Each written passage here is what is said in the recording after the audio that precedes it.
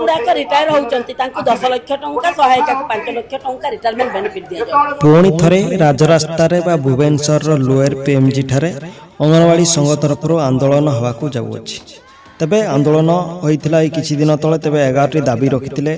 तेबे कर्मी भौणी मानकर बा अंगनवाड़ी दीदी मानकर जो रिटायरमेंट बेनिफिट 10 लाख रखिते और सहायिका भौणी मानकर 5 लाख रखिते। तेबे 11 गोटी दाबी रही और सरकारी मान्यता एमती विभिन्न दाबी रही ऑल ओडिशा अंगनवाड़ी संघ तरफ। तेबे आपण मानकर लीडर भौणी कौन कहते आसते भिडियो देखा। तेणु दर्शक बंधु भिडियो को प्रथम शेष पर्यंत देखा सहित भिडियो को लाइक कमेंट शेयर और चैनल को सब्सक्राइब करूँ जहाँफल आपण मैंने अंगनवाड़ी टिकनी खबर अपडेट सर्वप्रथमे पाइपर।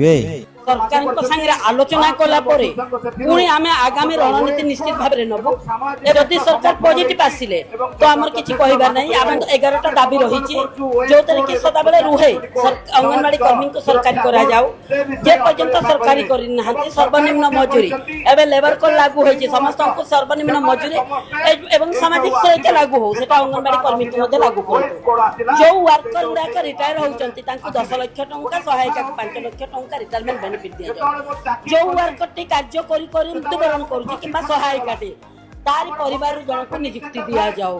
तापर रही सुपरवाइजर पदोन्नति आमर अंगनवाड़ी वर्कर गुड़ाक बहुत क्वालिफाइड अच्छा 100% अंगनवाड़ी वर्कर को सुपरवाइजर पदवी पदोन्नति दिया जाओ।